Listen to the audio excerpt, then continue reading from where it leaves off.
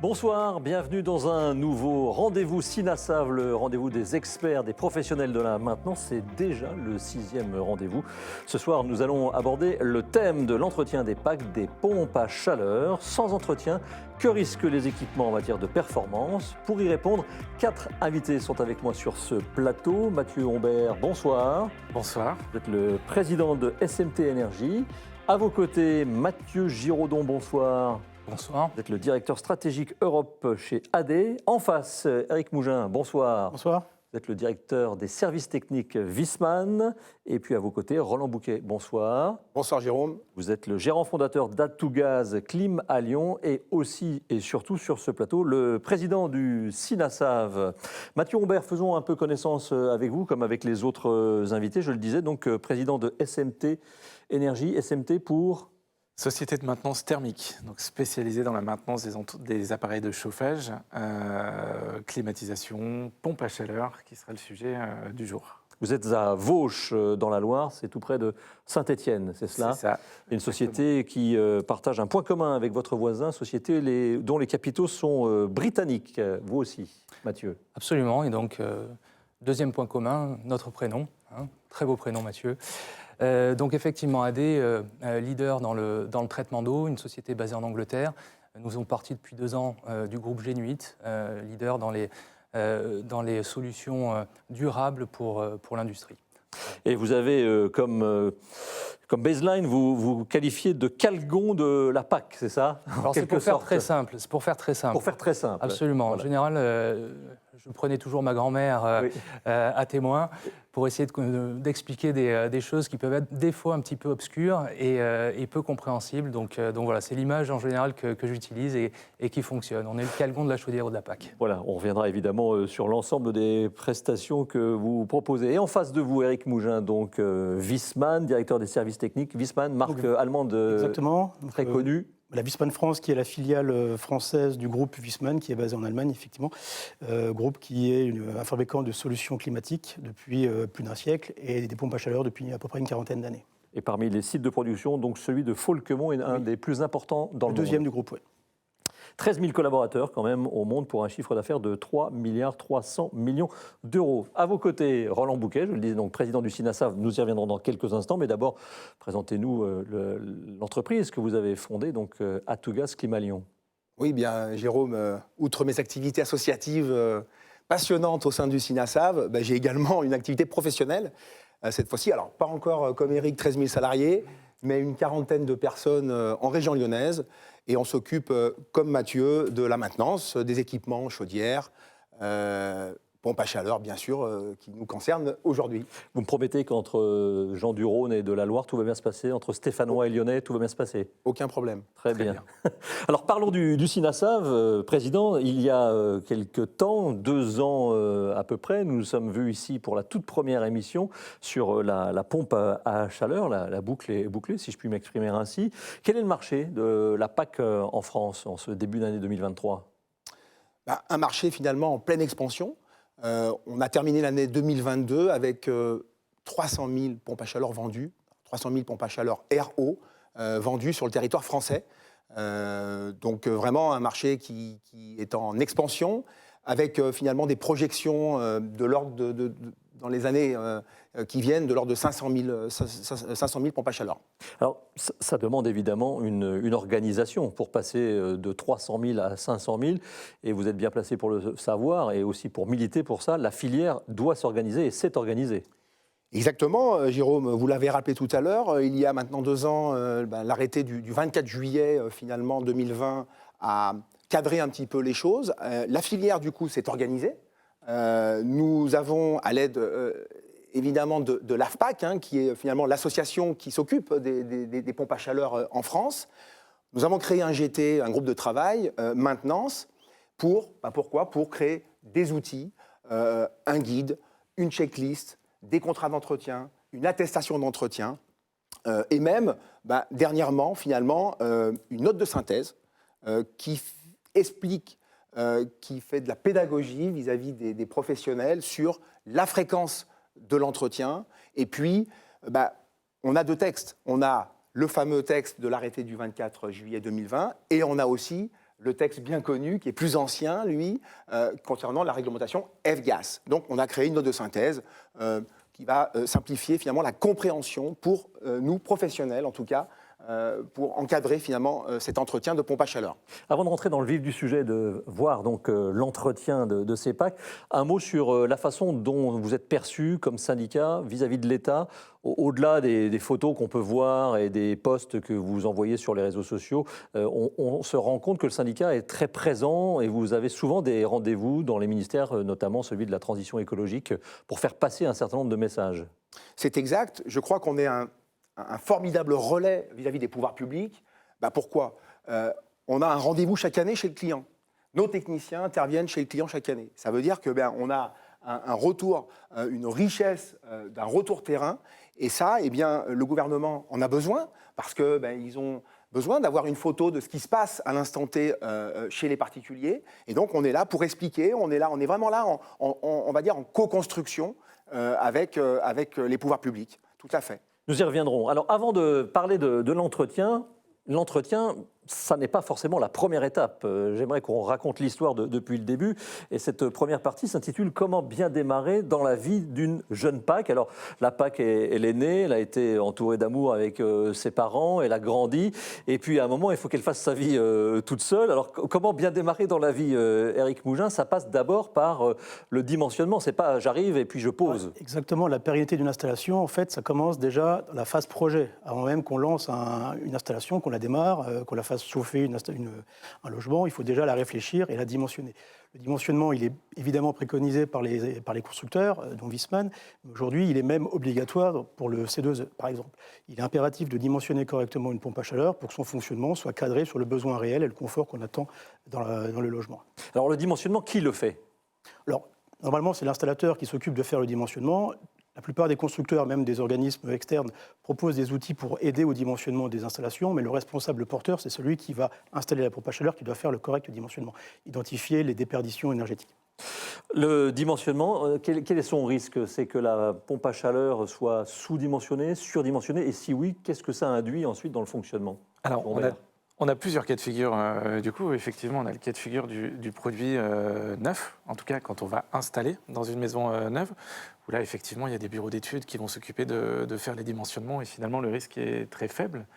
Par contre, aujourd'hui, une majorité des installations... C'est plus qu'une majorité, hein, c'est presque 90%. Donc, c'est plus qu'une majorité, effectivement. Grosse majorité. 90% en rénovation. Le sujet, oui. Je l'ai foiré. La majorité, c'est 90%. Enfin, c'est 90% des packs sont des packs installés en rénovation. Et donc là, les bureaux d'études ne sont pas forcément intervenus. C'est-à-dire que le client a vu sur Internet, s'est renseigné, a vu son installateur et a dit, bon voilà, je veux une PAC. Et après, c'est à vous de jouer, c'est à l'installateur de jouer. Et après, c'est à l'installateur de jouer. Donc effectivement, 90% de ces installations-là vont être portées par des installateurs, par des sachants. Plusieurs risques. Bien évidemment, le risque de surdimensionner l'installation sans avoir pris le temps de faire des études thermiques, d'avoir calculé les déperditions, peuvent bien évidemment abîmer le matériel avec des départs et des arrêts assez rapides. Et à contrario, le sous-dimensionnement, lui, sera aussi énormément compliqué pour la machine, puisqu'elle va rentrer dans des cycles de fonctionnement longs, avec des cycles de dégivrage, et on arrivera de fait pas du tout à chauffer le logement. Éric Mougin, vous êtes constructeur. Est-ce que vous aidez les installateurs? Est-ce qu'il y a des tutos, des moyens de savoir quelle est la bonne PAC et la bonne puissance à mettre? Oui, alors, Viessmann et les autres constructeurs mettent à disposition des outils qui permettent d'aiguiller dans le dimensionnement des générateurs. Après, il est clair qu'il faut aller sur place, vérifier l'installation, le confort qui est attendu aussi par les clients des installateurs pour pouvoir correctement dimensionner les unités. Roland Bouquet, l'installateur, parfois se contente, c'est un peu une lapalissade ce que je vais dire, d'installer, d'appuyer sur le bouton et puis serre la main de son client et c'est tout. Jérôme, vous l'avez dit tout à l'heure, pour bien démarrer dans la vie, il faut que la PAC elle soit bien démarrée, il faut qu'il y ait une mise en service, qu'on appelle la mise en service. Et ça, c'est très important. Je crois que plusieurs aspects dans la mise en service, on l'a rappelé, une vérification, une certification finalement technique sur le dimensionnement, bien entendu, sur la partie électrique, mais également quelque chose qu'on oublie trop souvent, bah, c'est la prise en main client. C'est-à-dire que notre technicien est là pour finalement apporter au client toutes les informations pour un bon fonctionnement. Pour que l'installation du client fonctionne bien, il faut que le client connaisse bien son installation. Donc c'est très important. Donc voilà, du paramétrage, paramétrage de la régulation, je l'ai dit, paramétrage des enclenchements des appoints, hein, on a des appoints électriques, voilà, vérification de l'élec, vérification des liaisons frigo. On reviendra sur tous ces points. Un petit peu technique, mais en tout cas, l'acte de mise en service est fondamental, vraiment. Donc voilà, moi je souhaite, en tout cas, je souhaiterais, dans mes rêves les plus fous, c'est que chaque pack vendu, je me tourne vers Eric, de chez Viessmann, chaque pack vendu, Eric, eh bien, soit mis en service par une station technique formée, agréée. Ça aussi, on y reviendra. Ouais. Mais alors, est-ce que c'est possible, par exemple, de mettre un code, quelque chose qui fait que seul l'installateur agréé qui va maintenir ensuite soit capable de la démarrer, la mettre en service? Est-ce que ça existe? Non, ça n'existe pas, c'est très compliqué. Oui. Par contre, il y a la réglementation. Alors, pour certains types de packs, les packs split, qui nécessitent une action très spécifique sur la partie frigorifique. Là, on a une obligation d'avoir... En raison des fluides. En raison des fluides. On a une obligation d'avoir des intervenants qui sont qualifiés, agréés pour pouvoir intervenir. Donc ça, je dirais, c'est la règle, ce qui est imposé par les pouvoirs publics. Maintenant, les constructeurs ne peuvent pas aujourd'hui, avec un code sur une pompe à chaleur, bloquer un accès aux installateurs. Mais il est clair qu'on préconise de faire appel au service des constructeurs ou du réseau qui a été constitué par les constructeurs. Alors Roland Bouquet est allé un tout petit peu vite avant de parler de l'entretien. J'aimerais qu'on continue sur cette installation et puis ces questions à se poser avant de l'installer. Mathieu Girondon, je me tourne vers vous. Votre voisin, Mathieu Humbert, disait 90% des packs sont en rénovation. Ça veut dire que le système de chauffage, la circulation et les émetteurs sont déjà là. Ça ne sert à rien, entre guillemets, de mettre une voiture de course, une Formule 1, sur un tas de gravier, entre guillemets. Donc il faut aussi vérifier le circuit. Ça, c'est important, c'est crucial même. C'est absolument pertinent, c'est exactement ça. C'est-à-dire que l'analogie de la Formule 1 convient tout à fait. C'est-à-dire qu'on va arriver avec un nouveau générateur qui est optimisé au niveau de la performance énergétique. Et qui peut opérer de manière optimale sans aucun souci, sauf que plutôt que de lui donner un kérosène spécial course, on va lui donner du gasoil. Et donc la Formule 1 ne sait pas tourner plus d'un tour et demi de course avec du gasoil, c'est impossible.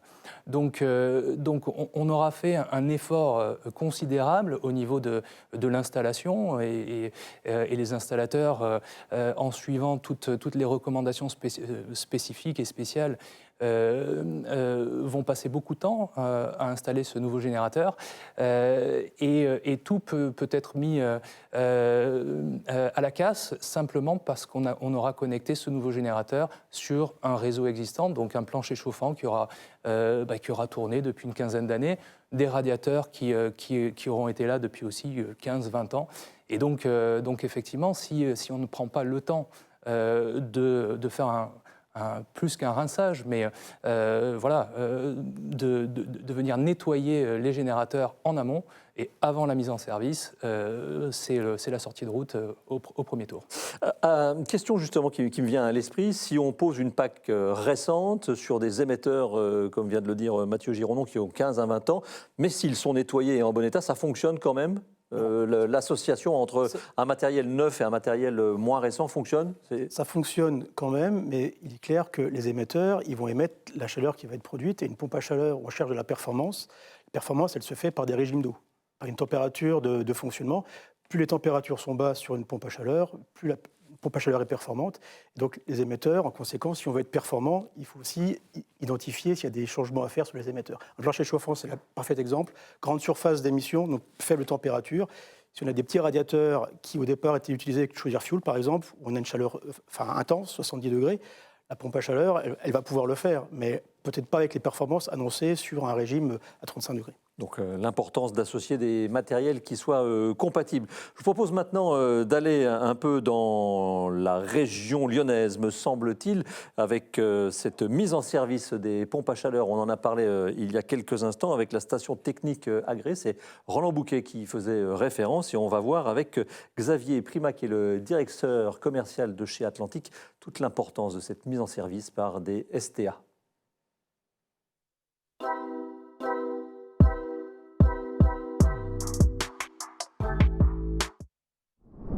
pour nous, en tant que constructeurs, les stations techniques agréées, les STA, c'est absolument fondamental.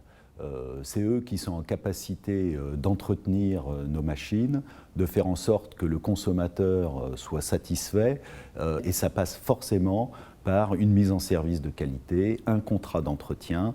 C'est à travers ces éléments-là que le particulier peut être pleinement satisfait de son investissement.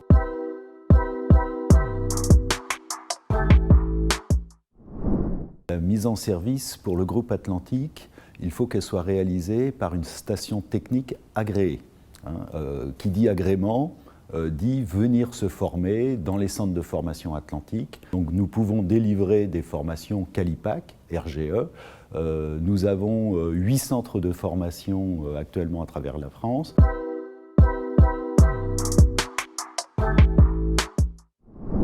C'est fondamental parce que ça garantit la pérennité de la pompe à chaleur en termes de performance, et qui dit performance dit également économie d'énergie, et Dieu sait si c'est un sujet sensible actuellement.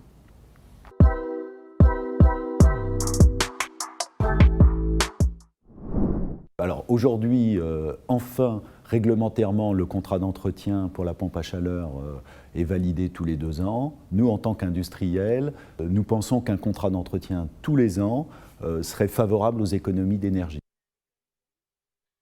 Alors on reparlera de cette idée de faire en quelque sorte un contrat annuel avec vous, Roland Bouquet, avec les autres participants. Éric Mougin, puisque vous êtes aussi industriel sur ce plateau, vous partagez, je présume, les propos de votre confrère de chez Atlantique en matière de STA, de station technique agréée. C'est vraiment la clé de voûte pour une installation réussie ? Exactement. Tous les constructeurs ont un réseau technique qui leur sont adossés, réseau de partenaires. Alors, il y avait également des installateurs partenaires qui peuvent faire les mêmes prestations. Mais oui, on a des partenaires techniques qui assurent de la mise en service, qu'on accompagne, qu'on anime, qui viennent aussi en centre de formation pour devenir Qualipac, etc. Il y a un accompagnement qui est absolument nécessaire sur un marché où les technologies évoluent de manière très rapide, et surtout on hybride les solutions, enfin on mélange les solutions pour atteindre de la performance énergétique. Comment vous faites en tant que constructeur pour vous assurer que toutes les STA soient d'un niveau, on va dire, homogène, et qu'elles aient bien les dernières informations, puisque je suppose chez Viessmann comme ailleurs, il y a toujours une montée en gamme, des modifications techniques. Comment faites-vous pour avoir cette homogénéité ? Alors l'homogénéité, elle est très difficile à atteindre parce qu'on a beaucoup de partenaires. L'objectif pour nous, c'est que nos techniciens puissent échanger avec les techniciens partenaires. Donc en fait, c'est de la relation terrain, en plus de ce qu'on peut faire dans les centres de formation, de pouvoir auditer lorsque nos partenaires techniques opèrent, si les méthodes et les pratiques sont les bonnes, et que nos techniciens, avec leurs propres pratiques, puissent guider et corriger si c'est nécessaire. Roland Bouquet. Oui, eh bien écoutez, plusieurs outils pour former finalement le technicien et pour s'assurer de sa bonne qualification. Le Bac Pro, le nouveau Bac Pro qui est sorti assez récemment, Bac Pro M2E, maintenance et efficacité énergétique, et qui inclut la manipulation des fluides, le passage en tout cas, de l'examen et l'apprentissage dans son référentiel à manipuler donc les fluides frigorigènes. Première chose. Et puis, rappelons-le, le Qualisave, pompe à chaleur, qui a été créé par le SINASAV et qui va venir qualifier finalement chaque technicien et s'assurer, en tout cas le chef d'entreprise, s'assure que chaque technicien est formé pour intervenir sur une pompe à chaleur. Qualification valable 5 ans et qu'il repasse ensuite un peu plus tard. Vous êtes vous-même STA Bien sûr. pour une marque. Est-ce qu'on peut être STA pour plusieurs marques en étant compétitif ? Bien entendu, on peut avoir plusieurs marques. Après, les techniciens ont des accointances, bien entendu, sur telle ou telle marque. Après, c'est au chef d'entreprise, je dirais, d'arbitrer à ce niveau-là. Mais oui, nous pouvons, nous, en tout cas, nous sommes dans mon entreprise station technique agréée de plusieurs marques. Nous suivons les formations chaque année chez les fabricants. C'est très important, je crois que ça, c'est fondamental. Avec l'évolution des produits, oui, c'est important. Bien sûr. Mathieu Robert aussi, vous êtes station technique agréée. Également, c'est nécessaire pour justement arriver à se maintenir à niveau, appréhender les nouvelles technologies, appréhender les nouveaux produits également, et puis pouvoir donner toujours le meilleur et le plus de performance à nos clients. Alors, il y a une question, Roland Bouquet, justement, vous l'avez un peu évoqué, mais une question que j'aimerais vous poser, c'est quelles sont les qualifications obligatoires, en fait, pour les professionnels, pour une PAC? Qualification obligatoire, je suis client, qu'est-ce que je dois demander à mon professionnel? Alors pour l'installation, eh bien, il faut être bien sûr qualifié RGE, reconnu garant de l'environnement, spécialisé pompe à chaleur. Et puis ensuite, pour la maintenance, je l'ai dit tout à l'heure, d'être quali-SAV et d'avoir finalement suivi des formations chez les fabricants. Question suivante va arriver, mais j'ai un petit souci pour ne rien vous cacher avec la machine. Ah voilà, j'ai demandé un contrat d'entretien pour ma PAC et le professionnel a refusé. Est-ce normal? Alors c'est possible, C'est possible de refuser, parce que soit deux raisons finalement. Soit il n'est pas venu voir, et je crois que là maintenant c'est super important de se déplacer pour faire un devis avant de prendre un contrat d'entretien. Donc ça je le dis à nos jeunes chefs d'entreprise qui se montent, déplacez-vous avant de faire signer un contrat d'entretien. Ça, c'est la première chose. Et la deuxième chose, peut-être que la station technique a refusé finalement le contrat d'entretien parce que, on l'a dit tout à l'heure, défaut d'installation avec des dérives. Et donc là, soit un devis de remise en état, d'abord, avec un partenaire installateur, par exemple. Voilà, je crois qu'il faut en tout cas prendre une installation en contrat de maintenance qui est qui a été installée, je dirais, dans les règles de l'art. Voilà donc pour cette première partie, si je schématise, bien dimensionner son équipement, bien choisir aussi son équipement en fonction de ses envies, de ses besoins, et puis faire confiance à un professionnel avec les qualifications qui sont importantes. La mise en service aussi est importante, on l'a bien compris. Est-ce que quelqu'un, par exemple Mathieu, est-ce que vous voulez rebondir sur la mise en service et sur le fait de bien prendre le temps, déjà pour le professionnel de la mettre en service, mais aussi d'expliquer, de passer du temps avec le client pour qu'il n'y ait pas d'erreur qui puisse gêner le fonctionnement de la PAC dans sa vie. Tout à fait. Alors pour rebondir un petit peu sur tout ce qui a été dit avant, pour moi, et je pense que Roland sera d'accord, il y a 3 grandes étapes en fait dans la vie du matériel. Tout d'abord, il y a l'installation, donc dimensionner correctement, ça c'est tout ce qu'on a vu jusqu'à maintenant, protéger et mettre le produit dans les meilleures conditions possibles. Première étape. Deuxième étape, faire la mise en service. Donc c'est respecter scrupuleusement le protocole établi par le fabricant. Des petites choses bêtes, mais on va régler correctement les courbes de chauffe, on va programmer le thermostat, on ne va pas faire tout et n'importe quoi avec les consignes de température, on va s'adapter correctement à son client. En tout cas, on respecte un cahier des charges précis donné directement par le fabricant. Et la troisième étape, bien évidemment, c'est toute la partie maintenance. Si les deux premières sont réussies, la troisième ne peut que bien se passer. Alors j'ai l'impression d'être dans un sketch des inconnus, puisque la seconde partie, c'est qu'est-ce qu'un bon entretien de la PAC? C'est un peu comme le bon chasseur ou le mauvais chasseur.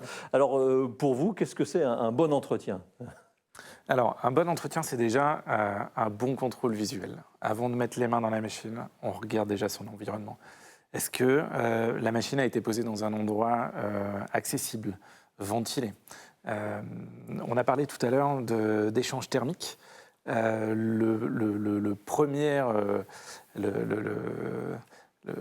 que la PAC en fait, fait clairement, c'est récupérer des calories dans l'air. Alors là, on est dans un cadre hydro, pour les retransformer en chaleur dans le cadre hydro. Donc, pour que ce transfert puisse se faire correctement, il faut que le radiateur, visuellement, qu'on a à l'arrière, l'échangeur, soit propre. Sinon, bien évidemment, l'échange thermique ne se fait pas bien. C'est aussi vérifier que les alimentations électriques sont bien faites. C'est contrôler que chacun des raccords hydrauliques, raccords gaz, soit correctement serré, qu'il n'y ait pas de fuite. Avant de rentrer un petit peu dans la machine et avant d'aller regarder ce qui se passe dans le moteur. Roland Bouquet, vous qui êtes sur le terrain aussi, ça correspond à ce que vous demandez à vos techniciens? Bien sûr, et j'invite tous nos téléspectateurs finalement à se rendre sur le site du SINASAV où où ils vont pouvoir retrouver finalement cette checklist avec tous les actes nécessaires pour un bon entretien. En fait, on n'a rien inventé, hein, ça reprend l'attestation d'entretien du 24 juillet 2020 avec son annexe, où on retrouve, bien sûr, tout ce que vient d'évoquer Mathieu. On va regarder le prochain reportage et là je vous emmène chez Confort Énergie avec Julien Horry qui est technicien de maintenance et qui nous détaille, selon lui, mais je pense que nous serons d'accord, les grandes étapes de l'entretien d'une PAC et on revient en plateau pour en parler. Les principales étapes de l'entretien d'une pompe à chaleur, une fois arrivé chez le client, je fais mes tests, donc eau chaude et chauffage. Ensuite, j'isole mon unité intérieure de mon circuit hydraulique. Je mets en vidange afin de vérifier le vase d'expansion, s'il y a besoin de faire un appoint d'air ou pas. Ensuite, je nettoie le purgeur automatique, ce qui va permettre de vidanger entièrement l'échangeur coaxial sur cette pompe à chaleur. Et je vais finir par nettoyer le filtre chauffage. Une fois passé l'entretien d'unité intérieure, on va passer sur l'unité extérieure. Donc on va nettoyer la partie échangeur. Donc on va vérifier qu'il n'y a rien qui obstrue le passage de l'air. On nettoie la partie condensat, on vérifie notre ventilateur qui tourne bien, qu'il n'y ait pas de point dur. Ensuite on a la partie électrique. On va vérifier tout le serrage de nos cosses pour éviter, comme on est sur une partie extérieure, on a des vibrations, donc on ne veut pas que les câbles sortent. Et après on vérifie nos tensions d'alimentation et notre ampérage. Et une fois sur place, on en profite pour faire une recherche de fuite non périodique avec un détecteur de fuite de fluide frigo. On vérifie nos 4 accords, donc intérieur et extérieur, pour s'assurer que tout va bien. Comme j'ai fait une recherche de fuite, j'ai dû lui rendre une fiche d'intervention type CERFA. C'est une fiche d'intervention des mouvements de fluide frigo qui atteste au client aujourd'hui qu'il n'y a pas de fuite sur son installation. Actuellement, l'entretien des pompes à chaleur, c'est tous les 2 ans pour les machines de 4 à 70 kW. Mais c'est plutôt conseillé tous les ans pour s'assurer du bon fonctionnement de la machine. Voilà, à la fin de chaque reportage, il y a un petit message subliminal. Peut-être l'aurez-vous décelé, on aura l'occasion d'en reparler. Est-ce que Julien Horry aurait sa place chez SMT ou bien chez Atugaz? C'est exactement tout ce qu'il faut faire? Bien évidemment, bien évidemment. Roland Bouquet, rien oublié? Je confirme. Oui. Combien de temps ça dure? Parce que là, c'est le temps d'un reportage entre 1 minute 30 et 2 minutes. Évidemment, tout est contracté. Mais un entretien de PAC, combien de temps ça dure? Écoutez, on part environ sur 1 heure d'intervention, 1 heure, 1 heure et demie maximum, sachant qu'on a quand même 2 appareils, une unité, on l'a vu, extérieure, avec des contrôles à faire, et une unité également intérieure, où là, on a plutôt la partie hydraulique sur la maison. Est-ce que le temps passé par rapport à une chaudière, qu'elle soit au fioul ou au gaz, est beaucoup plus important? Non, finalement, on se rapproche à peu près des temps d'entretien pour des chaudières fioul ou du moins des chaudières au sol. Ça demande des compétences Différentes, mais c'est à peu près le même temps. moins orienté électricité et moins orienté fluide, mais ça reste quand même des compétences importantes. Il y a un point qu'on n'a pas évoqué, c'est le choix de l'implantation aussi. Je me tourne vers l'ensemble des intervenants. C'est le choix de l'implantation. On a parlé du dimensionnement tout à l'heure. Attention au surdimensionnement ou sous-dimensionnement. Mais c'est aussi l'endroit où on pose le principal de la PAC, c'est-à-dire à l'extérieur. Bien choisir son emplacement, c'est crucial. Oui, il est évident que l'implantation de l'unité extérieure, parce que c'est là où on va récupérer les calories pour les transférer dans les systèmes de chauffage, l'implantation de l'unité extérieure, on doit tenir compte de l'environnement, le voisinage, pour certaines pompes à chaleur qui peuvent être un peu plus brillantes que d'autres, mais aussi la végétation, les évacuations de condensat. Pour les nouvelles PAC qui sont aujourd'hui avec des fluides comme le R290, ne pas avoir de fuite de fluide qui pourrait rentrer dans l'habitation, parce que ce sont des fluides explosifs. Donc oui, il y a aussi un contrôle à faire à ce niveau-là. Ce n'est pas ça qui va mettre en danger le fonctionnement d'une installation, mais ça peut créer des troubles dans le temps. Ça peut créer des troubles et puis on peut se retrouver avec des PAC encrassées ou pleines de feuilles de végétaux et de choses évidemment qui perturbent son bon fonctionnement. Un mot, Mathieu Giraudon, Julien Horry dans le reportage qu'on a vu n'a pas trop évoqué un sujet qui vous tient à cœur. C'est évidemment celui qui touche à l'eau. Est-ce que vous sentez les experts de la maintenance sensibilisés à ce qu'on pourrait appeler la chimie de l'eau? Est-ce que c'est fait à chaque fois? C'est fait de plus en plus. Et ça, déjà, c'est un grand pas. Voilà, alors, est-ce que c'est fait à chaque fois? Peut-être pas encore, mais on y arrive. l'arrêté du 24 juillet 2020 écrit noir sur blanc qu'à partir d'aujourd'hui, ou à partir d'hier en tout cas, on a une obligation de contrôle au moment de la maintenance Visuel. Voilà, contrôle visuel du niveau d'embouement. Que ce soit la PAC ou que ce soit une chaudière Exactement. à gaz. Exactement. Ouais, au fioul surtout. Ce qui nous met un premier pas dans la problématique du traitement d'eau. Et très sincèrement, de plus en plus, les installateurs et les acteurs de la maintenance prennent cette problématique à bras-le-corps et utilisent des produits de traitement. Ça commence toujours par la maintenance. Dans tous les marchés où on a pu aller, en Europe en général, ce sont toujours les acteurs de la maintenance qui viennent en premier et qui sont utilisateurs de nos solutions. On se rend compte quand même que le technicien de maintenance, c'est un technicien qui doit avoir de multiples compétences et notamment être compétent dans la chimie de l'eau. Et vous, vous avez des solutions assez faciles qui tiennent dans un smartphone pour les aider dans ce fameux test de turbidité. Absolument. Donc un contrôle visuel. Alors ce fameux arrêté, du 24 juillet 2020 pose comme principe que chaque année, au moment de l'opération de maintenance, on doit faire un contrôle visuel. Le contrôle visuel a ceci de positif, qu'on va voir la couleur de l'eau et on va constater le niveau d'embouement. Donc ça, c'est déjà une première étape vraiment extrêmement positive. Ensuite, deux écueils par rapport à ça. Le premier, c'est qu'on ne nous dit pas ce qu'on doit faire après. Et c'est là où nous, on va venir, alors nous et nos confrères, venir expliquer comment mettre en œuvre les meilleures pratiques pour venir traiter un réseau emboué au travers du désembouage et du traitement ensuite préventif. Donc ça, on va dire, c'est premier écueil non, mais en tout cas la première limite. Et puis la deuxième limite, c'est qu'effectivement, une eau embouée visuellement, on peut immédiatement l'interpréter en tant que réseau chargé, et donc je dois faire quelque chose. Je ne sais pas encore quoi, mais je dois faire quelque chose.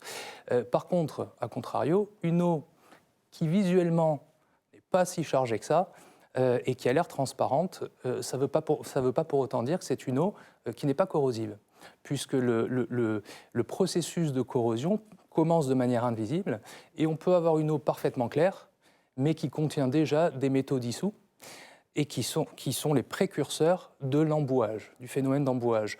Donc c'est très, très, très important, au moment de ce contrôle, de ne pas simplement rester sur la partie visuelle, qui est évidemment la plus simple à traiter et la plus évidente, mais vraiment d'aller un tout petit peu plus loin et de faire une analyse de cette eau-là qui, malgré le fait qu'elle soit claire, puisse être corrosive.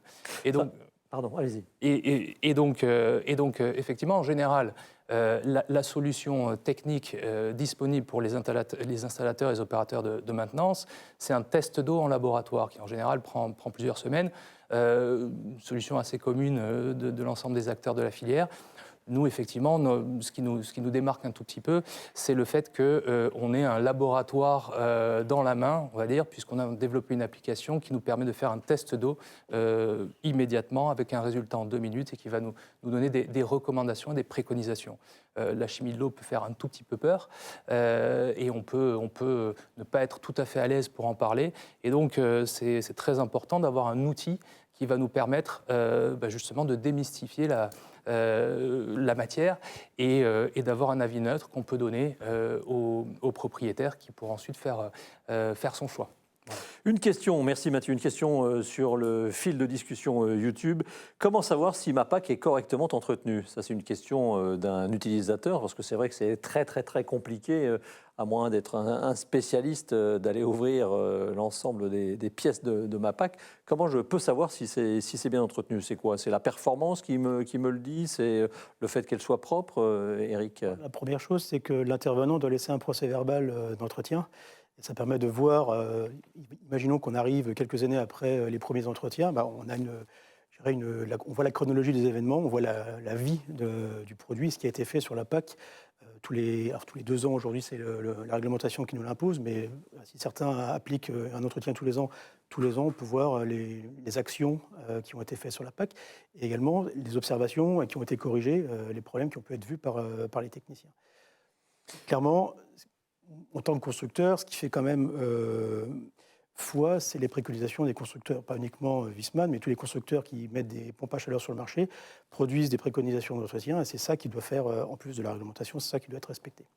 Une autre question se tombait sur le fil de discussion. Si je ne fais pas entretenir ma PAC, est-ce que ma garantie fonctionne quand même? Alors ça, c'est une bonne question. Je me tourne vers les professionnels qui sont sur le terrain, que ce soit Roland ou Mathieu. Roland, je ne fais pas entretenir ma PAC. Est-ce que j'ai une garantie? Ça dépend de la durée de la garantie, vous allez me dire, sans doute. Exactement. On a parlé au début de l'émission de la mise en service. C'est aussi l'occasion de valider finalement la garantie des pièces détachées. Afin d'assurer la pérennité de la machine. Eh bien, c'est vrai que des pièces qui sont défectueuses demain, si les fabricants pourront, Eric pourra intervenir, mais si effectivement il n'y a pas eu de maintenance préventive, s'il n'y a pas eu on va dire, de régularité dans l'entretien, dans l'acte de maintenance, le fabricant peut refuser la prise en charge sous garantie. Voilà. À noter que de plus en plus, les fabricants aussi proposent des extensions de garantie à 5 ans, à 10 ans. Et nous, du coup, Station Technique, proposons des contrats type, dans le jargon P3, c'est-à-dire main-d'œuvre, déplacement et pièces. Ça veut dire que si je fais installer et que je fais la mise en service et l'entretien avec la seule et même entité, l'une des vôtres, par exemple, je peux avoir un peu comme dans le monde de l'automobile, une garantie plus longue que si je l'avais fait chaque chose séparément. Je peux passer à quoi, 5 ans, 7 ans, comme chez certains Coréens, pour parler de l'automobile? Alors, effectivement, on peut demain, pour inciter finalement le particulier à souscrire un contrat d'entretien, il y a bon nombre d'entreprises, j'ai bon nombre de confrères qui le font, et c'est une bonne chose, eh bien, de faire signer un contrat d'entretien dès la première année et auquel cas faire bénéficier à son client d'une extension de garantie pièce. Mathieu, c'est aussi dans les tuyaux chez SMT? C'est exactement dans les tuyaux chez SMT et en plus de ça, je dirais même que c'est un avantage concurrentiel de pouvoir proposer des produits, de les mettre en service et de faire l'entretien derrière. C'est un gage de qualité parce qu'il y a un engagement fort du coup de SMT et du coup des autres entreprises de maintenance aussi.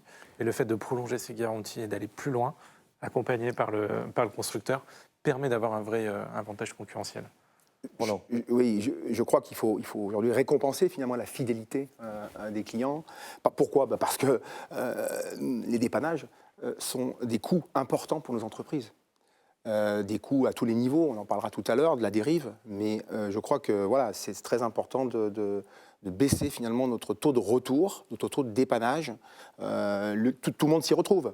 La filière, les installateurs, le client particulier par rapport à son confort et l'entreprise de maintenance. J'ai une question très pratico-pratique, je ne l'avais pas encore posée, toutes mes excuses. Combien ça coûte? Ça me rappelle une émission célèbre. Combien ça coûte l'entretien d'une PAC? Tout à fait. Chez SMT, aujourd'hui, on est à 189 €. Mais globalement, dans la profession, en tout cas autour de Saint-Étienne, on se retrouve dans les 200 € en moyenne. C'est le tarif classique? C'est ça. Oui, c'est le tarif classique. Alors ça va faire le lien avec la question suivante. Je vous le disais, dans les 2 reportages que nous avons vus, que ce soit avec le responsable de chez Atlantique ou le jeune technicien chez Confort Énergie, il y avait un petit message en parlant de la durée de l'entretien et du renouvellement tous les ans plutôt que tous les 2 ans. Où en est-on, Roland Bouquet? On est après 2 ans officiellement de mise en œuvre, puisque le décret est paru en janvier 2021 pour la maintenance obligatoire. Vous militez clairement pour réduire à 1 an. Je crois que vous avez une anecdote d'ailleurs à ce sujet-là avec votre rendez-vous à la DGEC lorsqu'on vous a demandé qu'est-ce que vous voulez alors au SINASAV. Il faut rappeler quand même que le SINASAV est à l'origine de l'entretien obligatoire, de ce fameux arrêté du 24 juillet. Ben oui, j'ai une anecdote. On se retrouve avec Vincent Devos du SINASAV et Patrick Carré, l'ancien président, à la DGEC, à la Défense. Direction générale de l'énergie et du climat, au ministère, en fait, à la Défense, dans la tour, un soir. Et et voilà, les responsables me demandent, alors, on a prévu de faire un entretien tous les 4-5 ans, vous en pensez quoi ? Bon, on avait un dossier, on avait des arguments, etc. Donc on leur a soumis que c'était trop espacé, trop espacé, que la fréquence n'était pas la bonne. Et en fait, on leur a soumis 2 ans pour ne pas perdre le client de vue, pour qu'il y ait vraiment une récurrence et qu'il n'y ait pas trop de temps, trop d'intervalles. Aujourd'hui, voilà, 2 ans se sont écoulés, effectivement. Jérôme, vous l'avez rappelé. Je crois que on a de plus en plus de pompes à chaleur hybrides gaz, hybrides fuel, qui arrivent sur le marché. La partie chaudière, c'est tous les ans. Donc la logique voudrait, demain, d'aller effectivement, et on militera pour, vers un entretien annuel des pompes à chaleur. Évidemment, le constructeur, fabricant, Éric Mougin, que vous êtes, ne dira pas le contraire pour qu'il n'y ait pas de contre-référence, que votre matériel soit apprécié par l'ensemble des clients. Nous, clairement, on est parfaitement lié avec le SINASAV et nos préconisations, c'est effectivement d'intervenir tous les ans, en dehors de la réglementation. Et la réglementation, elle est claire, mais il y a quand même l'entretien et les contrôles d'étanchéité qui ont lieu tous les ans. Et pourquoi ne pas profiter de cette intervention-là pour faire un entretien, alors peut-être allégé la première année, un peu plus lourd la deuxième année, mais pourquoi ne pas le faire au moment où le technicien est sur place ? Je pense que j'ai aussi le même son de cloche chez vous, Mathieu Humbert. Tout à fait. C'est juste nécessaire de continuer de voir le client, et puis le fait de le voir de toute façon de manière rapprochée permet aussi d'avoir une analyse et peut-être de mesurer une dérive. Peut-être qu'on a un radiateur qui chauffe un peu moins, peut-être qu'on commence à avoir des problématiques d'embouage qu'on n'avait pas forcément vues au précédent entretien. Voilà, un suivi assez régulier permet justement de se passer de toutes ces petites problématiques. Éric Mougin. Tout à l'heure, on parlait des analogies aux véhicules, avec la voiture, mais on peut le faire aussi sur l'entretien d'une pompe à chaleur. Une voiture, on la fait entretenir tous les ans, tous les 30 000 km, on va dire, on arrondit, ça fait tous les 400-500 heures, vu le nombre d'heures arrondi. Une pompe à chaleur, quand elle tourne bien, sur une année pleine, c'est 1500 heures de fonctionnement. On voit qu'un entretien tous les 2 ans, on parle de 3000 heures de fonctionnement comparé à un véhicule qui en ferait 400 et où on n'irait pas au-delà parce qu'on serait en danger. Donc la pompe à chaleur, qui est aussi un investissement lourd, au même titre qu'une voiture, ça se doit être entretenu.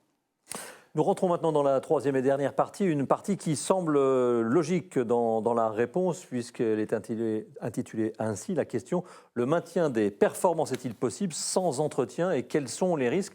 Alors j'aimerais avoir le retour d'expérience de vous deux, Mathieu et Roland, sur ce que vous découvrez sur le terrain un peu par rapport à des pompes à chaleur peu entretenues, pas du tout entretenues. Qu'est-ce qui vous arrive de trouver quand on vous appelle un peu au secours ? Alors, je ne sais pas si vous vous souvenez, mais il y avait déjà eu une première vague de soutien de l'État sur de la pompe à chaleur il y a à peu près 14-15 ans. Et là, beaucoup de bonditermes, comme on aime les appeler, se sont mis sur le marché et ont installé tout et n'importe quoi comme pompe à chaleur. Ces pompes à chaleur, on les retrouve aujourd'hui en entretien, ça fait même quelques années qu'on les retrouve. Ça a bien fonctionné jusqu'à maintenant. En tout cas, ça a fonctionné. Et on se rend compte que les réseaux n'ont pas été traités, les pots à bout n'ont pas été installés, les filtres n'ont pas été mis. La base, en fait, n'a pas été faite. Pour beaucoup de clients, c'est des interventions qu'on aurait pu éviter. Des compresseurs qui cassent parce qu'il manque de gaz. Des factures, on n'en parle pas suffisamment, mais électriques, qui sont trop élevées, avec des surconsommations. Une pompe à chaleur de 7-8 kg dans une maison isolée à peu près normalement, qui consomme 150 ou 200 kW d'électricité par jour, c'est pas normal. On devrait être 4 fois en dessous. Donc le manque d'entretien, en fait, on le voit là. On ne le voit pas du jour au lendemain, mais on va le voir sur la durée et sur l'utilisation. Roland Bouquet, est-ce que vous avez aussi des anecdotes ou des retours d'expérience de packs peu ou mal entretenus ? Je rejoins tout à fait Mathieu. J'en parlais tout à l'heure. Lors de la mise en service, nos techniciens vérifient l'appoint.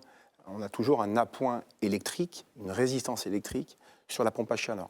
Et c'est vrai que l'enclenchement d'appoint et ce réglage finalement du point qu'on appelle de bivalence, c'est-à-dire au moment où on va faire marcher les deux en même temps, la partie thermodynamique et la partie résistance électrique, puis après, à des températures plus froides ou des besoins plus importants au niveau de la maison, on va avoir un arrêt du thermodynamique pour pour la résistance électrique qui va s'enclencher. Une résistance électrique, c'est un grille-pain. C'est-à-dire qu'on part sur un COP de 1, c'est-à-dire que c'est 1 kWh consommé est égal à 1 kWh payé. Et ce qui n'est pas du tout, finalement, le but, je dirais, de la technologie, de la thermodynamique, de la pompe à chaleur, où on a des COP de, allez, en aérothermie, entre 3 et 4. Je dis pas de bêtises. Parfois un peu plus, Eric, mais un peu oui, plus. mais en tout cas... Chez Wiesmann, un peu plus, visiblement. Après, les installations, la mise en service, tout ça influe sur la performance d'une pompe à chaleur. Donc je dirais que la dérive, elle est multiple et elle est très problématique. On a un appareil qui est très évolué technologiquement parlant. On n'a pas droit à l'erreur, en fait. Voilà.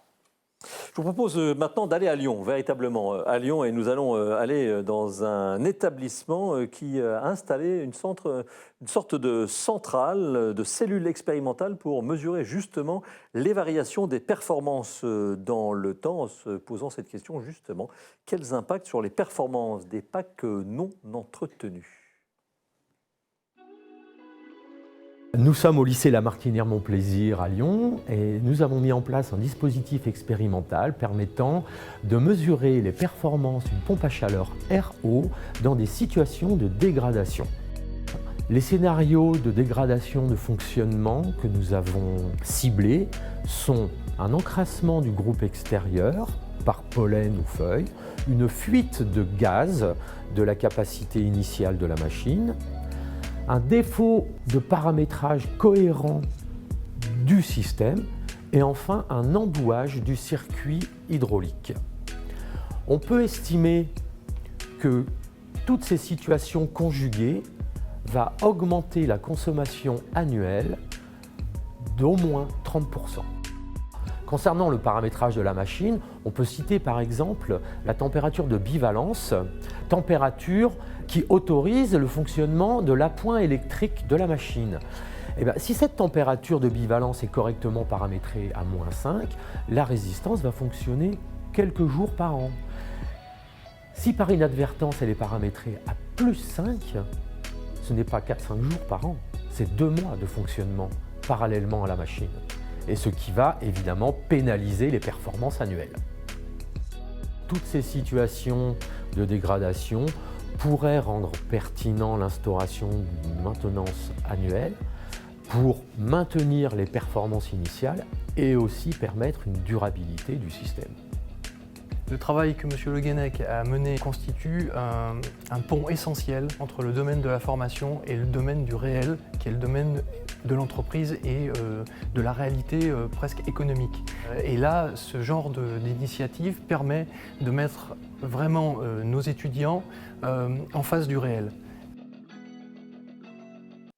Question justement pour revenir ici en plateau après ce détour à Lyon. Quelle est la panne la plus fréquente qu'on observe sur une PAC, messieurs? Je pense qu'on est sur un encrassement de l'évaporateur, la partie qui est donc à l'extérieur, souvent chargée en feuilles, en mousse.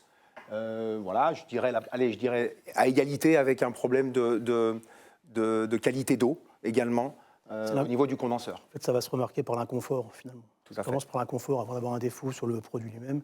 C'est le particulier qui va sentir que la chaleur émise n'est pas celle qu'il attendait ou qu'il avait l'habitude d'avoir auparavant. Mais donc, si je vous entends bien, c'est l'encrassement de la machine qui est posée à l'extérieur, de l'installation extérieure. Les deux, du coup. Les deux. Sur la partie extérieure, Oui. bien évidemment pour l'échange thermique, et sur la partie intérieure, pour l'échange entre la machine et le réseau de chauffage.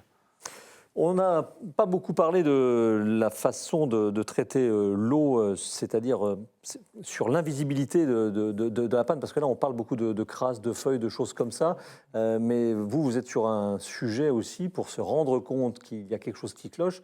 C'est un peu compliqué, puisqu'on est sur un système que normalement le client ne voit pas et n'aperçoit pas. Et c'est un peu ça la difficulté, c'est-à-dire qu'il n'y a rien de cassé, de visible, et pourtant ça fonctionne moins bien. Exactement, c'est ce que vous disiez tout à l'heure. Les premiers signes, c'est l'inconfort thermique, c'est-à-dire que on peut être muni de caméra thermique si on veut, mais le meilleur outil, ça va rester les sensations, la main, et puis s'apercevoir qu'on va avoir des points plus chauds et d'autres forcément plus froids dans l'installation.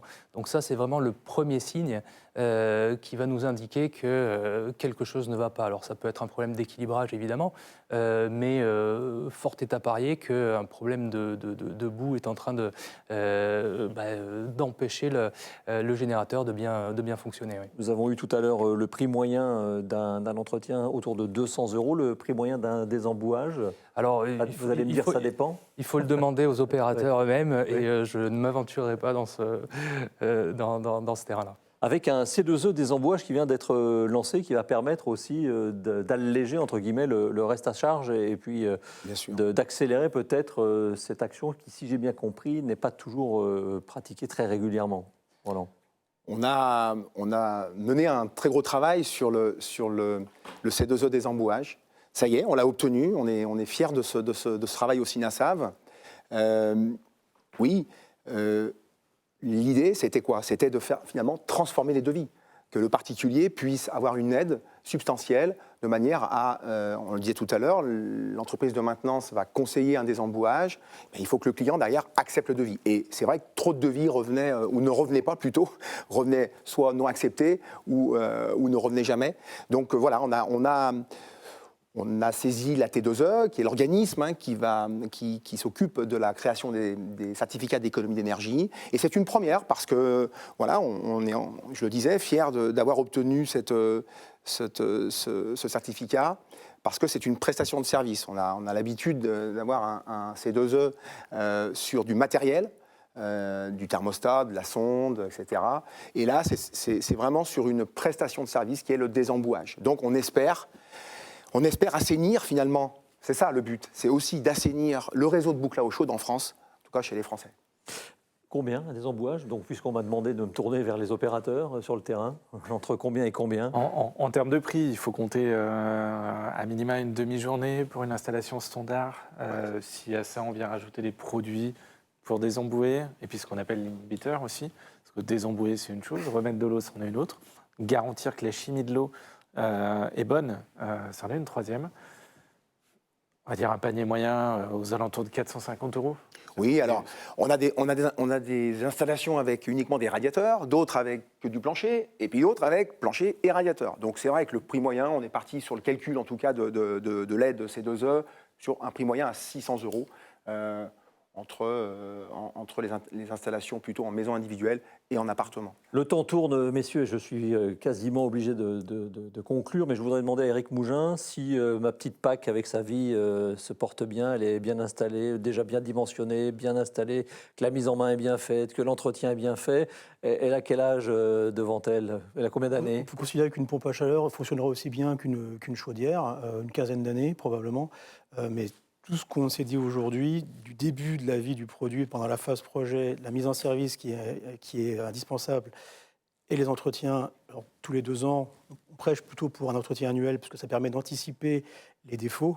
On peut avoir une pompe à chaleur qui va tourner très longtemps.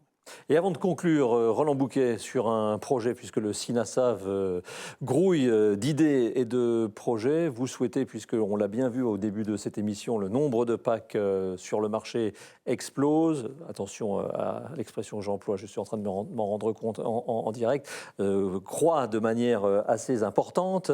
Il faut les entretenir et vous souhaitez lancer un baromètre sur l'entretien de la PAC en France. C'est bien ça, effectivement, on a un parc de pompes à chaleur RO en France qui s'évalue à peu près à 1 200 000 pièces, le parc. Et donc on a pour projet au SINASAV de créer un observatoire, c'est à la mode, ou un baromètre, alors on ne sait pas encore, au trimestre, au semestre, avec un institut de sondage, très certainement, pour mesurer finalement le taux d'entretien des PAC en France. Clairement, on ne va pas se mentir, on est attendu par les pouvoirs publics sur le sujet. On l'a rappelé, la PAC est un formidable générateur qui fait faire des économies, mais qui doit être entretenu. Et je crois que c'est vraiment super important de prendre conscience de faire entretenir sa PAC régulièrement et bientôt tous les ans. Vous aurez sans doute l'occasion de le faire savoir à vos adhérents prochainement. Donc le SINASAV qui ne manque pas de projet. Merci À tous les quatre Merci. d'avoir participé à ce 6e rendez-vous Sinasav. Merci également aux équipes du Sinasav qui m'ont aidé à préparer cette émission. Et merci aux équipes techniques de Captaprod. Captaprod, chaque fois j'ai du mal. Captaprod et du studio d'Abaye. Bonsoir.